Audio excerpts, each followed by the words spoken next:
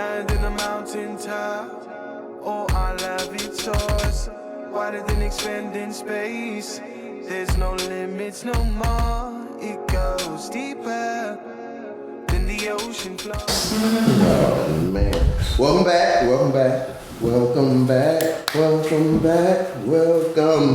Alright, we're gonna go today, we're gonna wrap up our 10 laws of power. You gonna get through 5 today? Yeah, we're gonna get through all 5. It took us 2 episodes to get through 5, and we're gonna knock 5 of them out in this one. So with that, I'm Oscar, the host, co-host, part of the panel of Christ and Culture. To my left, I got Janine. To my right, Nicole. And to her right, Jelani. And we got some voices off in the deep. We got Dave from Chicago, Alvana, and we got Pastor Burton. So when you hear those voices, you got names to attach to them. So we're gonna start it on off with number 6. Number 6. Thou shalt not kill or commit murder. Who wants to start that out? Let me go ahead and take that one. Go ahead and hit it. So I feel like depending on the translation, like Oscar said, it's either kill or murder, right? And that takes us in so many different directions because if we look at the word murder is like an unlawful killing. So this is those premeditated things. This doesn't include things like self-defense, and then we got to talk about avenge and revenge. So is it really, I think we have to decide which direction we're going in. What translation we're using, kill or murder, and that will give us some guidance. So I'm just going to put that into the situation. That's interesting. That's what you I gotta look at We can this. roll with murder. Yeah. Murder. Okay. But yeah, Yeah, so go when it murder. comes to thou shalt not commit murder, that's pretty straightforward. Don't murder anyone. But like Janine was bringing up, people die. In America, we have laws called manslaughter, which is when you kill someone without the intent in killing them. So how do we, as Christians, as followers, how do we navigate that when we may accidentally do something to kill someone? Is that still breaking that commandment? I don't think it's breaking the commandment if it's on accident. And I say that very lightly. Like if I'm driving and a kid or a person runs out in front of my car and there's nothing that I could do about it, I do not believe that we serve the kind of God that would, you disobeyed this commandment because now this person has died and it was completely out of my control or somebody else's control. Okay. I think murder is something that's intentional. Like if I'm going into, and that starts with the mindset. Like if I know I'm going into a conversation with somebody that I don't like, and then I get so angry and I flip out and kill them or murder them, that's intentional because I didn't have Not legally though. You did it in a moment of passion. So it's technically not murder. But the corkscrew I will throw in here is what about your mouth? Oh, I agree. What about your mouth? Our words are powerful. We have to definitely be, and I can tell you, just Friday, I broke this commandment when it comes to the things we say. I gave a whole group of people a lashing. And I only say that on this on the podcast because we're giving grace. God is forgiving or is forgiving, and we have to understand that there will be times where, like what they say, the spirit is willing but the flesh is weak, and there will be times where you may break one of these commandments. And I guess what I want to say is just don't get down on yourself, because the past couple of days I've been apologizing to all women and black women around me because I lost it on Friday. But I'm just grateful that we serve a forgiving God. But when it comes to that, how do you navigate? One, I would say when you're angry, take a beat. One of the people I work with, after this situation, we had a deep conversation, and he was like, when situations like that happen, someone says something, he says he instantly goes to, okay, what their intent is good. Okay, how am I making this worse? These are the steps that he goes through. And we came to the conclusion that it allows his brain to not rapidly fire, because that's what happens when we get angry. We just shoot off, right? But he said if you can start thinking that this Dave, I'll take Dave for example, his intent with what he said was good. What have I done to make this situation worse? So forth and so on, and forces you to take a beat and pause and then move forward. And I will shout him out. Thank you, Glenn Moyer, for that. But after that conversation, what came to mind is grace.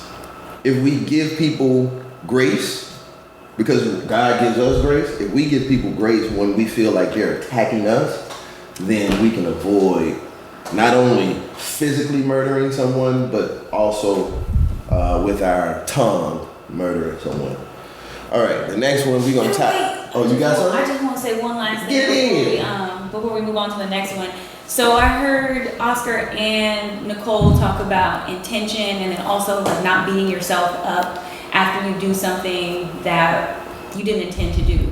And I think when we talk about murder, we have to talk, or killing, we have to talk about God in the sense that He is the creator of life. He gives all life, and we have to acknowledge that God does not take pleasure in death, right? Even in the justified killings in the Bible, He wasn't like, yes, we definitely gotta go out of here, we gonna feel good about it, you know? Like, that was never the vibe. Right. So I think that if we take that same mindset, like you're saying, what are my intentions, right? I don't intend to say something, I don't take pleasure in hurting you with my words.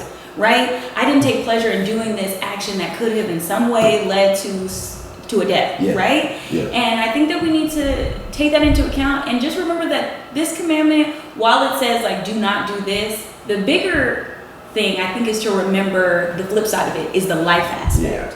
You know, I think sometimes when we look at the commandments as a whole, we have a negative connotation associated with them. But the good thing is that God gave us life, and He shows us life in everything, every single day, all the time, and we should take stock and beauty in that. Okay, I just wanted to end on a nice positive note for death.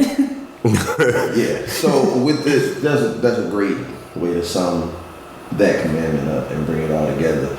But we're gonna kind of tie two commandments together in this next one, which will be 7 and 10. You shall not commit adultery is 7. And 10 is thou shalt not covet. So I think we can start. Anybody wants to start off? You choose whether you want to talk about coveting or if you want to talk about adultery. You go. Just take a swing at it. I want to talk about coveting. Oh. I think I really have struggled with that commandment probably my entire life, and I didn't even realize it until I got a little older and I did some like self-reflection. We, especially as people from the diaspora, we often we've lived our whole lives trying to have this like Eurocentric life, like the house on the hill and being highly educated, and especially as being like Adventist Christians and Black Adventist Christians or from the diaspora, we really like were raised in a way that's like, you're going to college, you're gonna get a good job, you're gonna do this. And sometimes life does not work that way. And I remember being deciding whether or not I wanted to go to Oakwood, and after going to Oakwood, getting all this like praise, but I had went to community college. I had built a beautiful life here in San Diego outside of education, and I was in my community. I was doing a lot of stuff, and I remember feeling like, dang, well, maybe I'm not where I'm supposed to be. Maybe I need to be more like somebody else. Maybe I need to be more like who everybody wants me to be. And I think that's a sense of coveting as well. It doesn't always have to be I'm coveting a person. It could be I'm coveting a lifestyle. It could be I'm coveting a relationship. Like oftentimes, and sometimes it's I'm coveting not just a relationship with a person, but a relationship with the Most High. I had a friend in my late 20s that, or like mid 20s, she like was born again, and it was a beautiful thing to experience and watch. But I was not there, and I remember feeling like, God, I want to be there. But then I also didn't because I wasn't ready.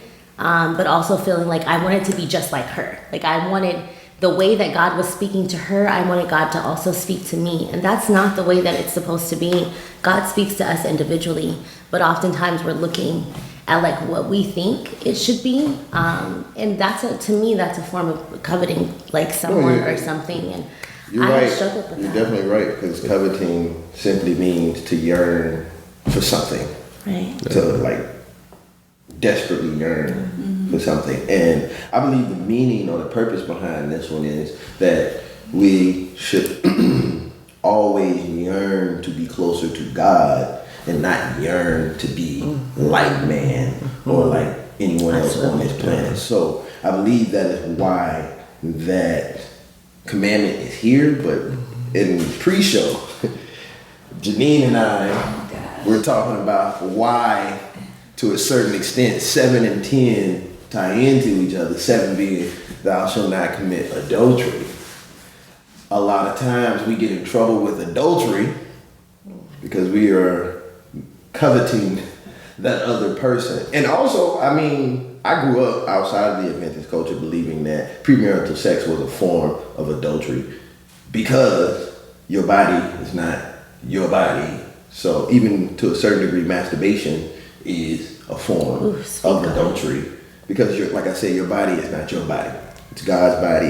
It's His temple.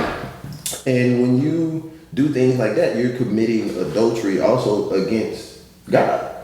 Like when you're going against, you are, break that down a little bit more, you are placing your desires, your, in some cases, physical needs, mental needs, emotional needs, above what the Most High God is asking of you.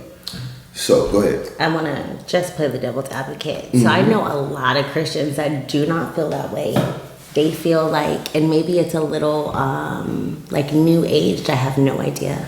Because some of these Christians I know, they don't have new age beliefs, but they feel like masturbation is an expression and getting you close to God instead of like the latter. Like knowing, absolutely, knowing your body, understanding, it's just going to help you at the end of the day. And then so further that, I'm not saying this is my belief or not, but what I am asking is what about the women and the men that are single for years upon years upon years? Like, what if, hypothetically speaking, I'm a single woman and I've been celibate or abstinent, because it could be either one, for, I don't know, 15 years, and I'm frustrated. Women, period, when they reach a certain age, our body starts to yearn for things naturally. Like, and I can't speak for men, but for women, it's like right around the time that we are ovulating, like stuff starts happening. And I can explain it, but that's not what this is for. But with that said, like, how am I supposed to believe that God designed all of this and then we live in the society that we live in right now and I cannot release that energy? I don't know if I said that correctly, but I hope I explained it in a way that you guys This past week's Sabbath school lesson was about discipline. And I'm sure, I'll speak for myself, I won't speak for you guys. I've fallen victim to it. Not having discipline and succumbing to the urges of the body. But at the end of the day, like the song says, nobody ever said the road would be easy. But it is something that is being asked of us by our Creator to follow, then we should follow it. Thank God, like I said earlier, for grace, because we all sin and fall short. Absolutely. But the key to being a follower of Christ is you have to always be turning away from sin. And what is sin? When you disobey the law. And we'll go, that maybe one episode we'll go deeper into actually what sin is. But the thing is, when you, you guys, when you become a follower of Christ, yes, you have to be baptized, but you have to turn away from sin. That doesn't mean like you will, once you announce your commitment and that you follow Christ and that you believe in God and all of that, that doesn't mean you will never sin again. But the thing is, you must always, as Paul said, you gotta die daily. So you gotta be turning, like I tell people, the old version of me is constantly being killed. He was killed this morning, he'll be killed after we leave here, and he may even resurrect and come back on Monday, but we gotta continuously try to just turn away from our wicked ways, in my opinion. But did I ever say what we talked about the? I think you covered it just fine. About the. We got it. Okay. Yeah, and then for someone that is not necessarily, like let's say I'm new to my walk. Mm-hmm. How do you explain that in a way that's like biblically sound? So for example, if I'm saying to somebody, someone's like sharing with me like, yeah, I do A, B, and C. And I'm like, well, the Bible says not to do that. Mm-hmm. And not necessarily that's the way I'm going to say it, but let's Yeah. just hypothetically speaking. How do I then refer biblically to the word outside? Because the Ten Commandments doesn't say don't masturbate. Yeah. You know what I mean? How do I then refer back to biblical principle that can explain enough for somebody to feel like, oh, okay, I understand what God's trying to say? Because at the end of the day, if I'm coming from a different worldly sense, like, well, this is just a release of energy. But How do you...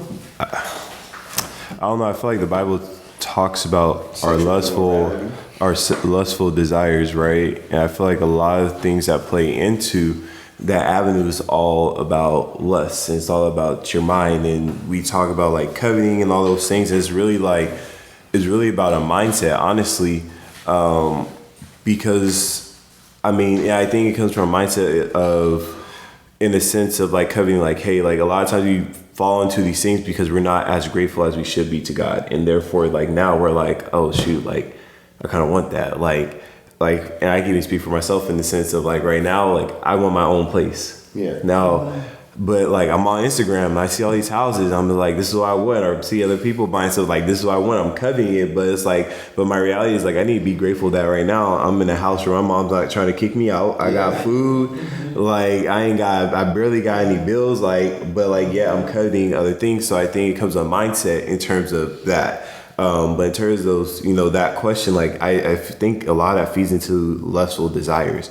Right. And when you play into that avenue, the deeper and deeper you get, I feel like then you come subject to committing adultery now with your mindset and with your eyes. And the Bible talks about, I believe in Matthew, about how like, yeah, you might not commit the act, but like in your mind you did. And that's just as worse as you actually committing. So I feel like that avenue is just like a release of energy. Like, yeah, we get it. It's great. But like at the same time, like what is your mindset? Like it's a lustful mindset, and God strictly talks about how that is just not a good mindset to be in. Absolutely. But we can even, to answer your question, how do you break it down to a new believer or someone that's new to the faith? You can look at it scientifically. Yes, it is the release. It allows your body to feel these different endorphins and all of that stuff. But we are meant to be paired up, right?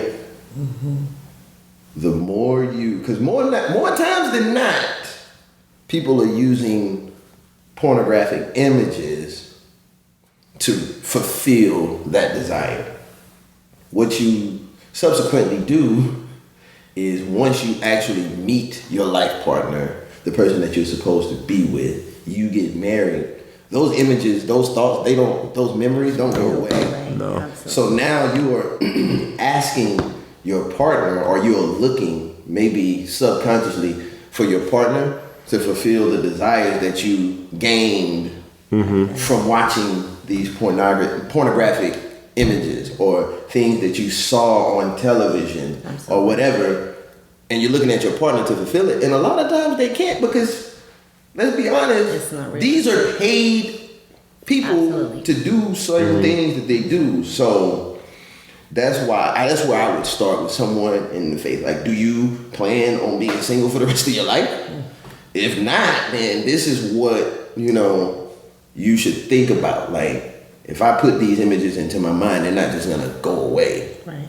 I think the other thing I think anytime we have an opportunity to present education to someone who's a new believer or wherever they are in their walk, I think it's important that one, we humble ourselves, two, we try to eliminate the idea or burden of shame, and then two, you invite the conversation by asking, okay, I hear what you're saying. Yeah. Do you mind if I share with you some things that I've learned in my spiritual journey about how to approach this conversation? Because I think one of the biggest things, okay, I'll speak for myself. I do not like unsolicited advice. I am going to be immediately turned off from receiving whatever it is you have to share to me if you didn't invite me to have this conversation. Yeah. Because now I'm in a position of feeling attacked. And I want to make sure that, everything that we're saying here on this podcast, these are things from life experience, and none of this is commandment. Yeah. We're using the commandments, but we're also sharing how we've experienced those things. So it's not like you got to follow what we're saying, because we all have different experiences. Okay. So again, I think it's a reminder to acknowledge that you heard the person, try to remove the burden of shame, and then ask them if they're willing to engage in conversation, because they may not be ready to talk through. They may have just conceptualized the very thing that they're sharing with you. So that's a lot to take in and a lot to take on. So Absolutely. For sure. Yeah. I think we kind of Yeah, that's it. Yeah. got that. Absolutely. So we're gonna move on to thou shalt not steal. Oh man. I don't think that was difficult, but it's very, in my opinion, it's very nuanced. Because with the covet. yeah, it does. It Yeah. can, but even definitely goes with covet. But when I say steal, it can come from a place of like, I'm having a bad day, That's still your joy. and I see Dave over there is happy. Yeah. He's vegan. He's healthy. I eat meat, pause, and I just want to mess up his day, right? I just want to mess up his day. Let me see if I can steal his joy. Right. So let's say Dave is a shoe guy. I see he got on some nice kicks. What am I gonna do? Step on his shoes. Thanks. You know what I'm saying? Or give him a negative comment.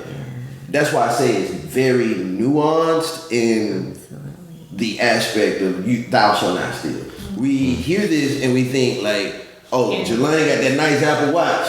I'm gonna take it. Nah, stealing is very nuanced. Like, you can steal the opportunity for somebody to It was show God in them. Right. You can steal it. Like, that's why when it comes to that, that's what I think of. Like, thou shalt not steal. And I've said this before on previous episodes.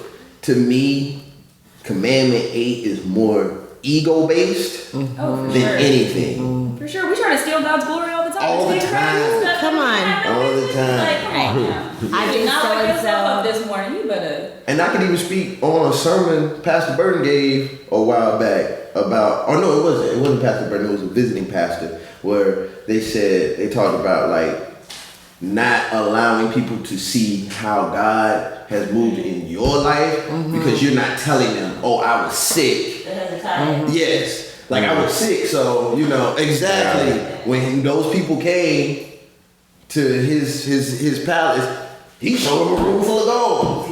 Like what? That ain't what saved you, brother. right. So like that stealing is very nuanced in this commandment in the aspect, like I said. If you don't know that I'm going through something, like I shared with you guys that I fell short Friday. Had you not known that and you just see a certain change, like, well, he just changed. But now that you know what happened, you can say, oh, God is moving in this guy, in his personality. He's changing the way Oscar looks at things. He's giving Oscar the ability to take a beat and realize it's not a personal attack. Yeah. So that's where I come from when I think of thou shalt not steal. That was good, Oscar. Lately, we've been having somebody at church who be like, "That's good." When they talk back to the pastor, I'm like, "Yes, it is. That is good." Thank you. Let it sizzle a little bit. Sizzle in the spirit. All the time. Y'all want to add anything? Dave? I know you're very intelligent, and I know it's gonna be something. And what are museums? What a museum? What? Oh, wow, you're gonna go there? Wow. I could have said a lot of things, but you asked me, so I told you. To restate, what are museums? Legal theft? I went all the way to Egypt and Dang. go to the museum in Egypt, and it says, I always told the story, and literally they have a plaque that says, this is a replica of the natural, whatever it is, that's on exhibit at the Museum of Fine Arts in Boston. Okay. And I was like, I went all the way across the world to Now- find out that they had the original things Here's what I got now for you, Dave. Because in my opinion, this is what I believe. The word is not meant for the non-believer. So the person that created this museum, do they consider themselves a follower of God? I disagree. Yeah? I think the word was created for everyone. And Alright. if you reject it, that's On you? it's that simple to me. Yeah. Like, just because the top 3 nations in the world, France, London, the UK, and America, some of the most wealthiest have some of the largest thefts, doesn't mean that they're absolved. No. They will be judged based off of the Bible in the last days. So to me, it's like it applies to everyone, Yeah. even if they don't agree with it. So, I think that they might not know better, and they might not be maybe held accountable in the same way. Depending, like maybe the people who run these facilities today think, okay, this is okay. Yeah. But they might not understand why it's wrong. That's It true. might not be held against them. But the people who stole it, They got to stand in front of that one, huh? it's like they knew better. Yeah. People know when to steal and not to steal. Yeah, that's true. I also want to talk about like the prison industrial complex. Like that's a form of theft as well. Yes. Like you're taking people's spirits, you're taking their lives. And I get like some people probably need to be in jail. But also the system is rigged. And if you have anything to do with like funding the prison system, if you have anything to do with making the laws that contribute to the prisons, you guys are stealing, period, point blank. And I think also it goes to like where we are in society. The fact that even in buying homes, there is a discriminatory and racist connotation to like real estate and how that goes. I think those people should be held accountable for stealing because they're stealing from everyone if we don't have the right amount of money, which that goes back to like the systemically what's going on in our communities. And so it really ranges, but it doesn't, it hits just as deep. I want to go the prison thing. I know about, like, I'm fully ready, and I have a brother who was in prison, and I understand it. But to a certain degree, like, I'm not justifying the people that are in prison and they're forced to do labor for probably 90% less than what somebody on the outside of the free world would be paid to do it. That, I agree, that is stealing. But at the same time, you have, like, I understand these laws, specifically, a lot of these laws in America do not benefit melanated people. And I say melanated because it's just not black, it's just not Hispanic or Latin, it's all melanated people. It does not, they do not benefit us in any way. But the law is the law. So if it's written in whatever law book that we, let's see, you can't be driving 126 miles an hour on the 101. You can't be doing that, and you get caught driving 126 miles an hour. You knew that going into it. So you have, like I say, every action has a consequence. Mm-hmm. And your actions, whether you agree with the law or the rule or not, it was there. You knew it was a rule and you decided to break it. That doesn't make it right that they pay these people $1.10 to do something that they would have to pay someone on the outside $22 to do.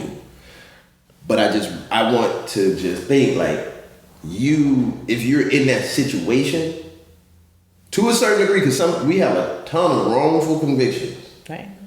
But when you know you did the crime, I'm sorry, you put I yourself don't think in it's that that part, and Nicole, you can correct me if I'm wrong. I don't think it's the people who break laws should not be punished. I don't think that anyone disagrees with that statement that's on this panel or in the room.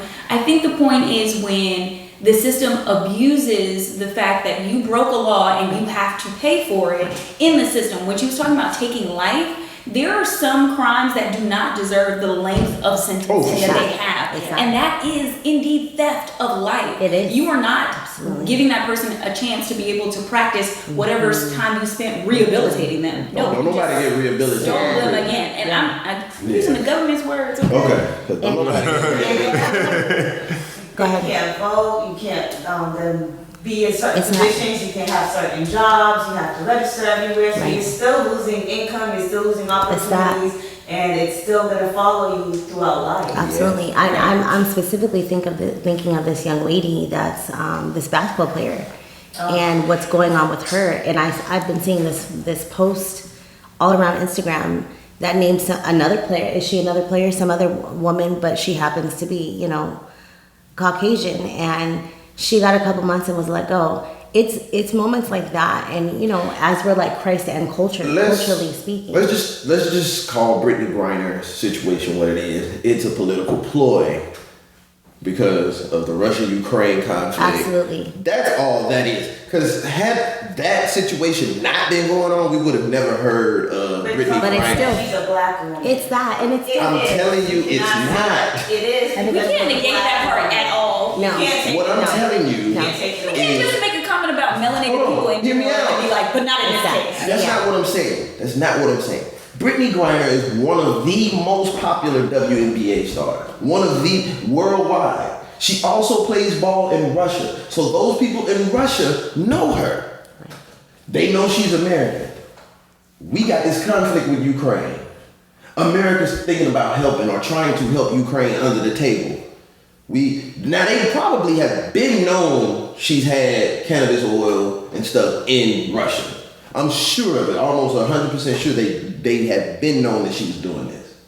But it's not coincidence that while this conflict is going on, is that she gets caught at the airport with it. Because they could have caught her at home or anything. It's Russia. It's not that is not a democratic country. Correct. They do what they want when they want. I'm saying, yes, she's a black woman, but she's a basketball player in Russia as well as a WNBA star. She's probably a star in Russia. She was the perfect tool to get things done on the Russian agenda. I don't necessarily think Russia was like, I'm gonna get this black woman. I think the delay maybe on the American side may have been she's just, another black woman. That may have been the delay in getting things in conversation with Russia to get her back. But I don't think Russia was like, oh, let's get this black woman. Well, But no. that's the thing, regardless of your political preference or whatever it may be, people don't use their eyes and then stop seeing black people. No, So right. no, but I'm saying, like, yes, it may have been a political ploy and all that. I'm not negating that either. But every time they look at her, they see black woman. They see that first. They see that first. So to try and remove it from any part of the conversation on the Russian-Ukrainian side or on the American side, I think it just can't happen. I just don't think that her skin tone played the most significant. No, okay, that's a question That's of fair. nuance and That's all discussion I'm and saying. debate, And when I was listening to Nicole talk, if I felt, and I'm sure a listener will feel that she was saying this happened because she was black with hash oil or whatever it was in Russia. And that I don't think that that's the case. That's all. That's the reason I went into that I diatribe. love this podcast. It takes us in Absolutely. so many different And- directions. I know, right? We get to swirl it all the time. I don't, you're right. So it may not be because she's a black woman, but I absolutely think that, like Janine said, her blackness came into play. and the United States dogged her out because I think she's black, period, point blank. Not Russia, No. but the United States. But I tell you this, had it been LeBron James, they would have got LeBron out in a But heartbeat. that- yeah, but that also goes back to And this, he's like, And I'm just, and right now I'm just being devil advocate Okay. because Because she just doesn't love black women. it's that part.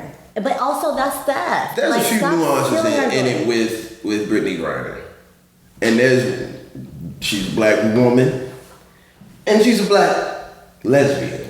Let's But just, she still does not no, identify. you're not understanding me. What I'm saying is, Okay. so what I've learned recently is, even within and this speaks to what you were saying, even within the LGBTQIA community, your blackness is removed in that. So there's a certain level of white supremacy, even in a group of people that is being discriminated Right, against. right, So. right. That's all I'm saying. So like there are a bunch of nuances, Yeah. and we could talk forever about it. But we're gonna move on to Yeah, absolutely. Okay. our last one for this episode. I'm proud of it. I'm proud of us too. Let's just take a Getting it in. Not the snaps. yeah. So thou shalt not bear false witness against your neighbor. What does that even mean? What is false witness, Janine? Wait, first of all, you Outside with the laptop with the definition. What is it? Like what? Jelani been pulled up over there You for a right. minute. What's up? No. You right, Jelani. No. What's false witness, man? What's false witness? I'm not ready yet. I'm not ready. I need All right, someone else to false go. witness to me is stop lying on folk. Gossip. Okay. Stop gossip. Gossip. But isn't gossip to me to me gossip is a form of lying? I mean, Because it some says gossip false is- witness. Yeah, some gossip is true. Yeah. Yeah. Some of it is. But But it's is that like- bearing false witness? I think it is. Go ahead, Nicole. You can tell us. So my favorite game to play with the kids is telephone. Like you can say I'm wearing black and brown, and by the time it's done, She got a green and purple. and she went to the movies. Like She went to the movies. And so I don't think sometimes. I mean, we're all guilty of it. I'm probably just as Yeah. guilty, and I hate to say that out loud, but you know, I like news, and culturally speaking. What's the news? Like there's a saying Habari Ghani, and that literally means like what's the news? Like this is within our spirit to be like, let me tell you about Auntie so and so. And it's not the best thing that's within our spirit, but it's something within us that we have to be mindful of. And yeah, it's difficult because I think every day, like you said, I choose every day to like come with a different spirit and ask God to come in and like be with you and change you and all the good stuff. I think that's the same thing with bearing false witness. We have to kind of, especially, I can't say especially black women, but you know, all women probably gossip. But because I'm a black woman. I mean, in general, I feel like it's just a hard. It's just like a hard thing because it's so enticing, like you know. But it's like doing or partaking in it. There's a lot of consequences that come to it, you know, in terms of like negativity. Because when you're gossiping, like eventually somehow, like most of the time, it's not going to turn positive. Like it's going to be in a negative light, and then to a certain extent, you're stealing away someone's viewpoint of someone else that they had no intention on viewing them. And then like now they can't get that out of that person because now what they're thinking about, this person did that. Yeah. And it's not that they treat them different, but like their viewpoint of them now is tainted and you took that away. So it's like a lot of different aspects that come from it. But the main thing is like gossiping, all that stuff, bearing false witnesses, like it's not helping anybody like at all. And we know like if God had a problem, if we're supposed to be like Christ, if God had a problem, God would just say it to the person. At the end of the day, like it wouldn't be just like, let me go talk to all my disciples. I'm gonna go talk about the people, and then I'm gonna go act like you know I just didn't finish talking about it 5 minutes ago. Can I just tag on to that real quick? I love that. Okay, one, the reason gossiping, I think, is bearing false witness is exactly what both of you said. Most of the time, we embellish. And that's just the art of storytelling in general, which goes back to the beginning of time. Right. Literally, the Bible, before it was written down, was spoken. And everybody had to add a little something on the end. Yeah. And then the other part just being like when Jelani's talking about like the whole Matthew principle of like coming to your brother if you have whatever it is. And then I think that is just a reminder. I feel like this happens to me so many times. I have siblings, and people are curious about my siblings. They want to know what's going on with them. They want to know where they're at, what's happening in their lives. And I always try to encourage them. The best person to ask about my sister is my sister. And, you know, I think part of that is we don't practice good communication in general. Yeah. And that's why God had to make this. Like, if we start practicing honestly communicating with Him, which He asks us to do all the time by confessing our sins, right? Yeah. So it's just, I think all of these commandments are, instead of being like, you shouldn't do this, like we talked about earlier, it's all about focusing your perspective. What should I be doing? Not about what shouldn't I be doing. I should be speaking honestly and openly with everyone I engage with. Yeah. And it starts with my, not necessarily devotion, but my communicating with the Father. Well, even with the communicating though, like God was really about relationships. So like, imagine if we did that. You know, if we communicate better with other people, it's not saying that in a perfect world, like we're just gonna love like that person to the fullest. Like that's not what that means. But there is that respect that you do have for that person, and then they know like, hey, we could talk about this, and we could do it as adults once the two parties can get to that point, because it's not. It could be one-sided depending on it. But, you know, I think like that biggest thing is like God is pushing us to better relationships with people. Like imagine church boards and a lot of stuff like being 10 times like getting stuff accomplished if people weren't talking behind each other and they just said what they need to say in the moment. Now, in this case, it's not saying that you do this and like you do it right off the top of your head, like it came to your head, like now I gotta go talk about this person. No, like take your moment to like be thoughtful first. But you know, it just plays a role. I just think better relationships will happen if this was the case. A lot of the beef that you've been having for years would not even be a thing if you just would have communicated in the first place, you know? I think it also, I just want to add that when I hear this commandment, I also think of thou shalt love your neighbor as you love yourself. Yeah. When you love your neighbor, you're less likely to talk mess about them or gossip about them or speak about them in a way that's not honoring God. And when you love yourself, you try to be intentional about your thoughts and the way that you react to people. Yes. Oh, you're just, okay, just kidding.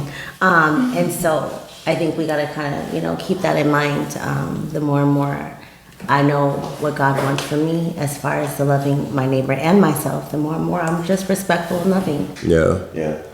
And did you have something there? Go ahead. You guys are referencing a lot about not lying to people about people. Yeah. But I think you have to address lying to protect yourself. Yeah. Period. Because that's what I got into the habit of doing all the time. So it's like you have to ask yourself, what are some things you lie about that you really shouldn't lie about to protect yourself? Yeah. For instance, someone asks you, how you doing today? You know, they say, when you say you're fine, that's really, not really a lie. But it is a lie. You're not being honest. Yeah. And you have millions of reasons to not want to be honest to that person. Because one, you don't want them in your business. Two, they're being nosy and probably use it against you or gossip. Or three, well, I'm not sure I can't think of a third reason, but just to be just to be real, it's like you come up with a lot of reasons to lie. My reply is always, I'm making it. And that's not a lie, right? But I'm just saying, like, you gotta think about why saying I'm okay is probably, it's not being real. Yeah. You can just say, I've been worse, but I thank God for every day. You can give roundabout answers That's true. and whatnot, but you can always just think that you don't have to lie about anything, really. Yeah. You can just tell someone straight up, I don't want to talk about it. Yeah, that's true. You have to be fine. I think we have to learn to be fine with hurting other people's feelings about not telling them how we bring the feel. That's true. Yeah. That's true. I agree. We're too nice. I've always been too nice to people about how I feel about some things. So, I'm right like, there if with you you. really want the answer to that question. I feel you on that. I feel you on that. But we probably run a little tight on time. So just to sum, you shall not bear false witness. You guys talked about gossip. You talked about lying to protect yourself. I will sum it up with, we also gotta be mindful of telling the truth with a certain tone. Okay. Because that is also bearing false witness. I'll use my scenario is, hey, Alvana did this, boom, boom, boom, boom, and somebody asked me about it, and I say with a tone, yeah, Alvana did do this. What's that gonna put in their mind? Like, keep my name out your mouth. But I'm saying, like, what's gonna happen is people gonna be like, well, he They said question it that way. the Did belief. he? Yeah, Did absolutely. Alvana really It's that. do it? So, like a ton of these commandments, in my opinion, all of these commandments, it's really nuanced, and the purpose of this is to just kind of give you a different aspect on how to look and how to look at these commandments and how to follow them as appropriately as you can. And with that, that's all we got. So, hey, we're gonna get up out of here. We'll see you guys the next episode. And Janine, you wanna Oh, I'm out. and drop your? Oh, don't forget to like, comment, share, and subscribe. I cannot. Link will be in the description box below. Yeah. So with that being said, I'm Oscar. I'm Nicole. Jelani. Alvana. Dave. Janine. And we out. Our love goes hand in the mountain top. Oh, our love it soars wider than expanding space. There's no limits no more. It goes deeper than the ocean floor.